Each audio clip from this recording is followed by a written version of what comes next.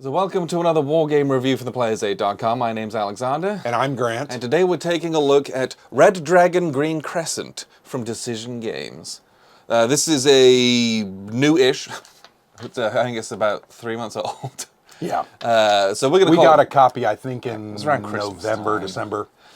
So I'm going to say it's brand new, but who knows when you're watching this anyway. It is a 24, though. Yes. It's a 2024 release. This is a new release from Decision Games. Now, this is designed by Joseph Miranda. This particular edition is kind of what we're going to call it. So this is basically it's a deluxe redo of the original magazine game from Bruce Costello. Yep.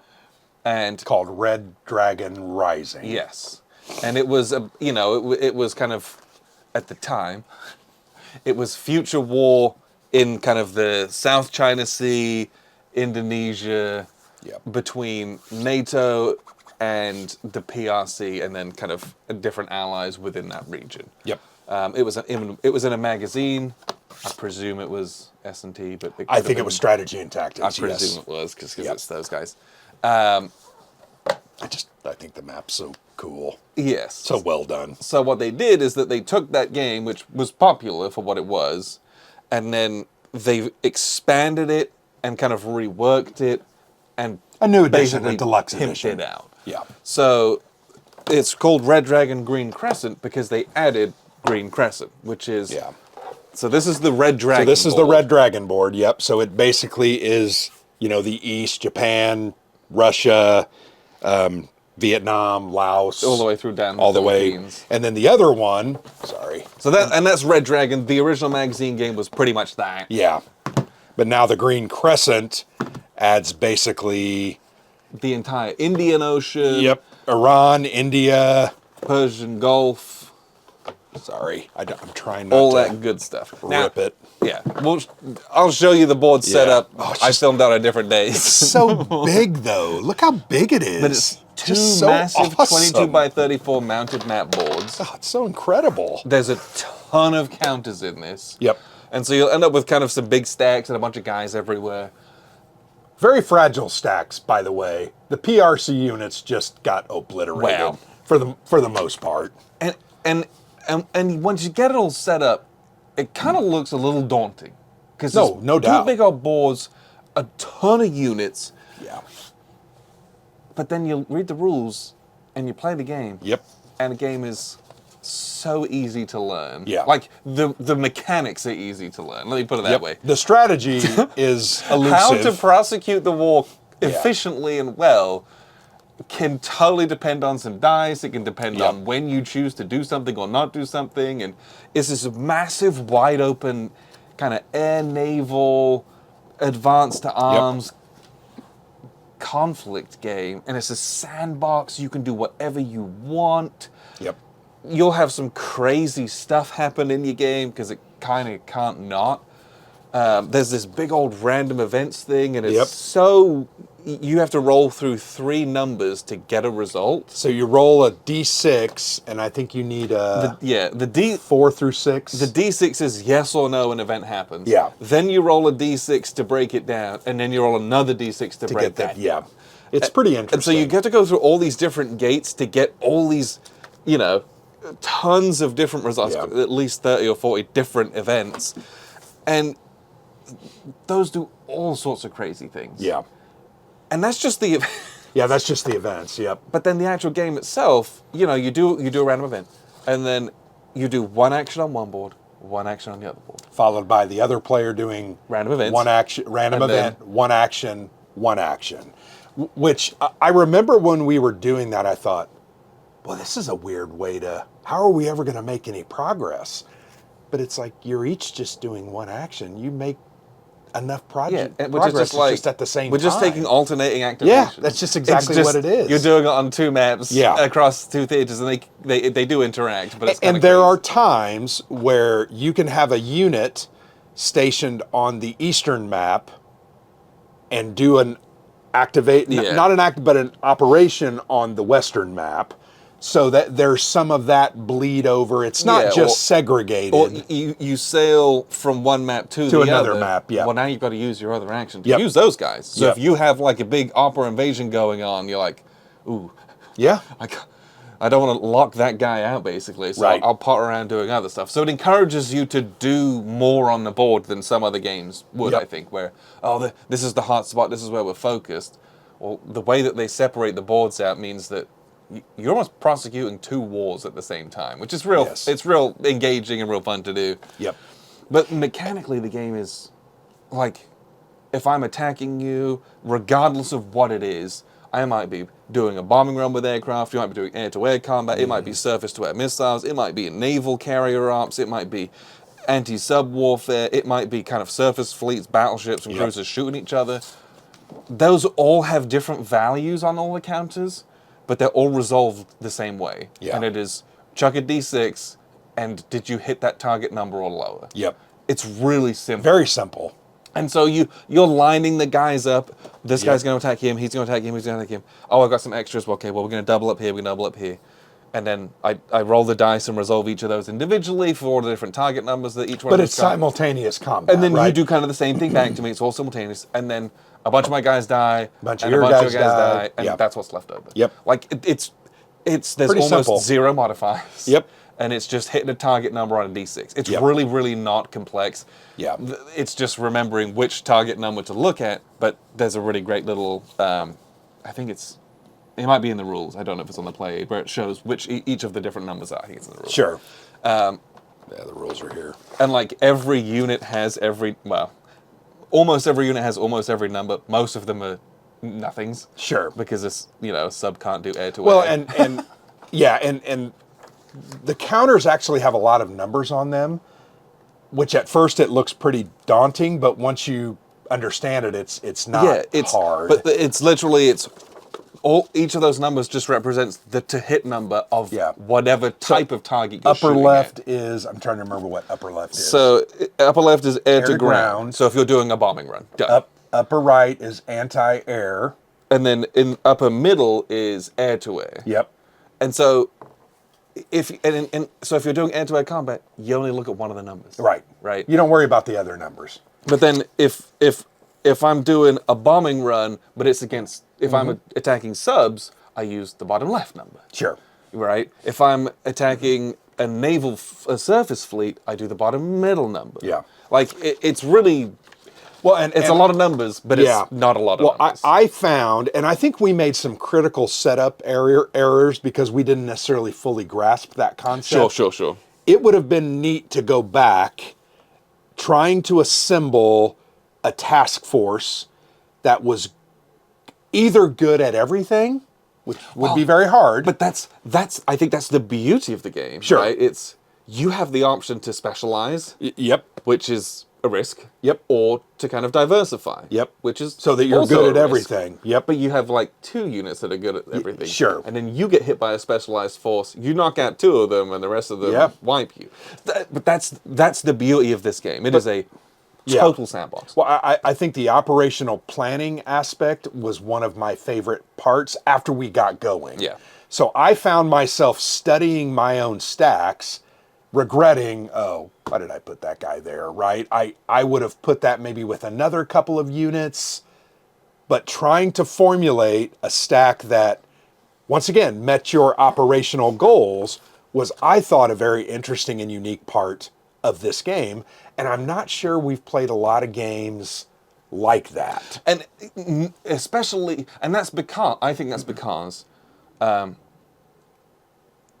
the games that are like that are invariably extremely complex. Oh, 100%. Like a Next War, Poland, I think or about Korea. something like Empire of the Sun. Sure. That is a game where you are trying to maximize your task forces. And the numbers function differently in that, but you're like, okay. Yeah, how do I... I've got all these carriers, they function this way. I've got Yeah. all these naval fleets, they function this way. We're going to bring aircraft with those guys. And, Yep. and it's you're crafting that for a very specific purpose and target. Yep. and you're doing it so that you can go against those things. I know what numbers they have, and I must get these kinds of numbers. Otherwise, I'll never be able to flip that stupid Japanese air unit that has a freaking 20 strength. Sure. Like, you're crafting that, and you do that in this. With that being said, you have a lot of freedom in a lot of the setup in this. Yep. You will mess it up your first time. Oh, no doubt. So I had immediate regret after the first couple of encounters. So, but like, just know that going into it, your first game, Yeah. you're going to set it up. You just kind of put the You're units just trying out, to learn. and you mess around with it, and you're Yeah. like, okay, you will learn those lessons very quickly. Yeah. And then you're like, okay, how do I special? What does that look like? What am I going up Yeah. against? But I think, to me, one of the other beautiful parts of this game is the way it's set up. It is a lot about operational effectiveness and planning so that you're not getting yourself out of your comfort zone and getting into trouble. You don't have a lot of units that you can just throw away. No. So you've got to It move. looks like you do. It does. But you do not. You've got to move with purpose. You've got to move with intent. And you've got to move with a plan in mind. The other thing I think is so beautiful about it, and I could probably go on for hours about these operations, but there are 2 full bifolds. For Right? each player. For each player, and they include everything from air operations, ground operations, naval operations, your basics, right? But then you flip those over, and it's optional operations. And it's, you play with all the optional ones. That's what you play with the optional ones. You've got intervention, which is kind of your diplomacy and your trying to get people on your side. You've got your logistical operations, which is where you can repair a 2-step carrier. Me as the PRC didn't have many 2-step carriers. Getting into reinforcements, Yep. which is random. Replace eliminated ground units. And then you've got your joint operations where you're working together. And then, where's the insurgent? Not the insurgent, but the, what am I missing? Like the cyber warfare and the tactical nukes. That was on the optional stuff, I think. Was it on the optional? Okay. Yeah. It was. You just saw it. Yeah, I mean, Like here the you have like the EMPs. EMP, you have the Taiwanese strike, which can only happen once a game. I just think you need to, there's so much study involved and trying to string these operations together and do what you need to do.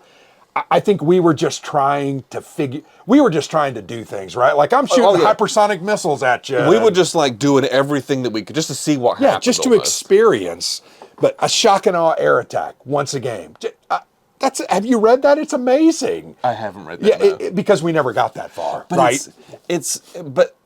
What's so cool though is that this is so much stuff. Yeah. But it's also just like, hey, I gotta move some boats. Yeah, it's not daunting. Naval operations. Which naval operation says move boats? Am I moving? Am I moving and attacking? And that's the difference between an N2 and an N1. Yeah, it's pretty simple. And you get there and you do the thing. Ooh, I think I'd like to do an air raid. Ooh, okay, well, let's go to my air operations. The air operation. Okay, where's an airstrike? So I've got airstrike against ground units Or naval units. And so it breaks it all down for you, and then you do that little paragraph. Airstrike against ground and or air-based units, right? So you got a ton of stuff you can do, but you find the thing that you want to do. Sure. And it's this little thing, and you just do that. I felt the same about these 2 bifolds. Actually, these are quadfolds. No, they're bifolds. That's a bifold. Yeah, it's a bifold. Has 4 panels. You know, when we play a coin series game, I have these daunting list of ops and special. I felt a little bit like that. Sure, absolutely. I was like, okay, how do I string these together for maximum effect? How do I benefit myself the most? How do I, get off an attack that's going to soften you up before I move in? I enjoy those kinds of decisions because it's not just static lines where I'm attacking you and you're attacking me. There's a lot of freedom, operational choice, and I loved that part of it. And because the individual resolution of every action is both very similar, right? And very simple. And very simple, you can cram it all on a Yeah. play aid. Yep. You can't make a play aid like this for most war games. I think about something like Next War, where it's all very regimented, Sure. but within each thing, it's so complex that you, like, they can print the chart, Sure. but how you go about prosecuting that thing to get to roll on the chart Yeah. is a section of the rulebook. 100%. Whereas in this, because doing an attack Yeah. always looks like rolling a d6 trying to hit a target number or below, I move X amount of spaces, then attack. Like, that's Yeah. it, right? Yeah. Nice and easy. Very simple. Or if it's got the exceptions to it, it's just some bullet points, and you just do that and follow those. Yeah. Yeah. I can't express how fun this was Yeah. because of how eminently playable it is. Yep. And that was, like, we were playing it, doing stuff, and half the time I had to remind myself, I'm like, yeah, this is a magazine game. Yeah. And not in like a derogatory way. Sure. In a way where it's like, a magazine game has such constraints. Like 10 pages of rules, one sheet of counters. It must be Yeah. 15 or fewer pages of rules. Yeah. And that's a big magazine war game. It Yeah. can only have X amount of counters. Now, they obviously pimp all that stuff out in this. Yeah, they've expanded it. But the core of it is that the game mechanics are really streamlined. Yeah. And you just get to it. Yep. And this does that in droves, and it was really, really just fun. Yeah, We're just 100%. immediately doing stuff, and it was fun. Well, and we have played a few more of these modern warfare style games. We had our first experience with the Next War series in December. Was that in December? It was last End year, of the year. at some point. And I was blown away because that was uber complex. Very intense. I expected this to mimic that, and it does in some ways, minus the complexity. Yeah, I was nervous when this showed up, and it was this big old box. Yep. And it had 2 mounted maps. I'm like, oh, that's most of the box. But it was also like a ton of sheets of counters, Yep. and they had all these numbers on them and all sorts of different colors. I'm like, oh my it's gosh, not that is this going to be an complex. absolute bear? Nope. And it it's wasn't. super not. Yeah. It's super not. It's like it's almost like a really simple game. Agreed. But like, Well, it's simple. It's a simple game with a lot of tactical and strategic depth yes. that just you're able to play it. And the That's what it resolution is. is simple. Yeah. But like you said, the operational, strategic, and tactical depth There's a lot is of so tough rich. choices. The Yeah. sandbox is so open. It's up to you how you do it. 100%. And because the resolution is not complex, you just do it. Yeah. And you make so much progress in this game that is very rewarding. It's a rewarding game experience. Whereas it feels like in other very complex games with lots of all this stuff, you're doing all this stuff And it you can be move drudgery. 3 hexes. Yeah. Drudgery and little progress. And that's the other thing that I really loved. So this game is like super about vibes. Like it just feels great to play. sure. And one of those things is in a game like this, so much of it is about momentum and initiative. And because the game speed is so quick, Yeah. it also feels like it's you. Like, not only do I actually have the initiative because Yeah. I'm beating you in this combat and I'm threatening you here, Right. we're doing it at such a rapid pace. It feels kind of intense. Where you're like, Sure. oh dang, like this Navy's like going and going Yeah. and going. I don't have much time. Yeah. Because you like literally don't have much time because the turns are so quick. They're like right there on Yeah. you. And that was just a really neat sensation in a board game that so many other board games, when it's very meticulous. Sure. That I have the initiative, but almost every game feels... What do I do with that initiative, though? It feels like a slow steamroller Yeah. because every hex encounter is, okay, I just got to count my hexes. Give me a second. Yep.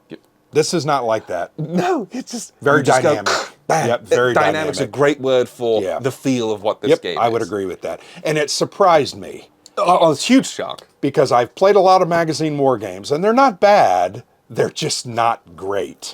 Like, some of them, really good. Yeah. Some of them, very Very bad. average. Some of them, real bad. But I just was blown away with this. I didn't know that it would feel the way that it felt or be enjoyable to play. And the fact that I want to play it again blows me away. And Because after I'm not we're sure- done with that, I will continue to want to play Yeah, this. it's that good. Yeah. So- I honestly, it was crazy. I will show you how this works. Yeah. I already shot that. Keep in mind that we played it at a friend's house, shot it in his basement. So you're going to see a different lighting. Yeah. And then we shot this tonight after doing some other things. But yeah, so I'll show you briefly how it works in about 10 minutes, and we'll wrap up here with some final thoughts.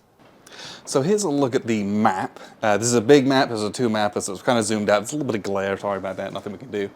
But you can see a ton of units, kind of a few big stacks, but this is it's an area game.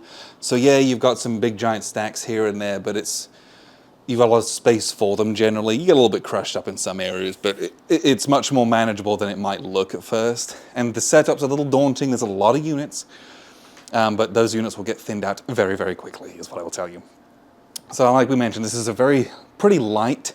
It doesn't look it, and there's a lot of rules, but it's a pretty light and it invariably not particularly complex war game, although there is a lot of strategy to it. But effectively, the order of events is on your operations cycle log. Your Asian player rolls for a random event. You'll see NAs, there's a lot of times you won't get one. And then you do 1 up on this side of the map and 1 up on this side of the map. You do them in any order, but you get 1 up on each side. Then the coalition player is going to roll for a random event, and then they're going to get 1 up on this side and 1 up on this side. Again, either order, and then you go to the next turn and you do all over again. That is the operation, that's the flow of the game. It's really simple. In actuality, if you're playing the whole game like this, it's an I go, you go, and it's an I go, you go on 2 maps that you played together. Now, you can kind of cross over your units and things like that, but playing these 2 separately would be really, really easy. Or playing as 4 player would also be easy because you just kind of do each side concurrently. Now, there would be some decision making about placement of reinforcements and where you're trying to bring them in and who's doing what, but you know, the reinforcements are drawn randomly from a cup, so there wouldn't be that much conflict of those kinds of things. And you could prosecute this part of the war, and you could prosecute that part of the war, and that would be really enjoyable. But what do your operations look like? So there's 2 big play aids that each player is going to have, and they're both bifolds. And I know, and this is your menu of options. I know that looks kind of scary,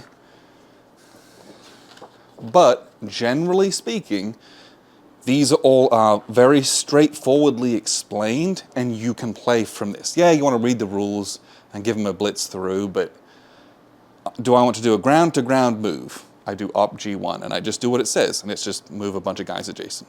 Do I want to do a ground-to-ground attack? I do a G2. Mobile ground units can, starting and contested, can do an attack. Do I want to move and conduct a ground attack? So you do that, but then there's some special options for doing an attack afterwards. You know, and what do I want to do? Okay, do I want to do a theater missile strike? Do I want to embark some guys to do amphibious landings later on? You do what it says, that's your op, and then you move on. Then next time, you're going to so we've embarked guys, and then on your next turn, when you do an op in this theater, you're going to do a naval op, where you're going to kind of do your, you're going to move your naval units. And then subsequently after that, you're going to do your kind of naval landings and all that kind of stuff. So you do everything piecemeal, and the piecemeal stuff's explained on the cards. So if I want to do naval ops, here's all my naval ops. If I want to do joint ops, here's all my joint ops, which includes amphibious raids and amphibious assaults that we just talked about. Do I want to do logistics? This is reinforcements, replacements, and repairs, basically. Ground operations, that's the ground operations.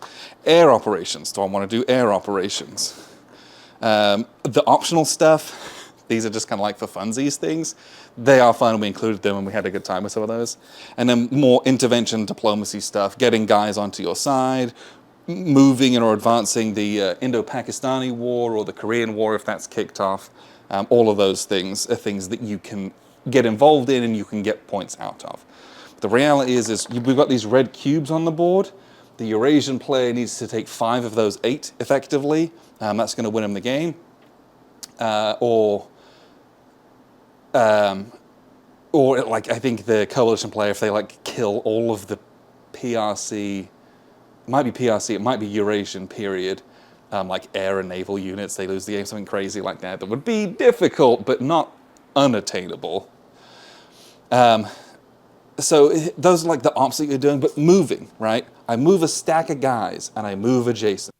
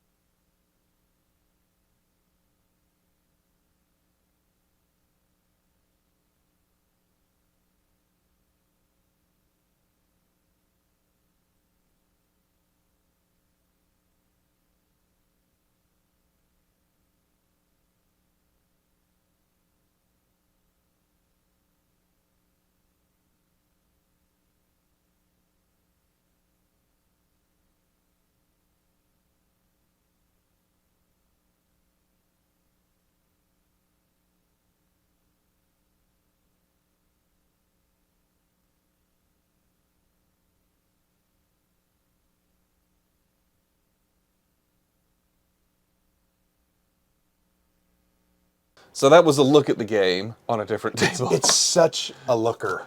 Oh, yeah. Which shocks When me. we walked down into that basement, I was like, ooh. this game's huge. I actually thought to myself, and I was like, what's this game Mike's got set up? That's kind of what I thought. Yeah. But then I'm like, is that what we gave you? But part of me was also like, oh no. Yeah. Because it looks so intimidating. It looks so intense. Because there's fixed setup of like it's probably 2/3 of the units. Yeah. And then there's free setup for the other third. Which but it's was like a ton of stuff. Yeah.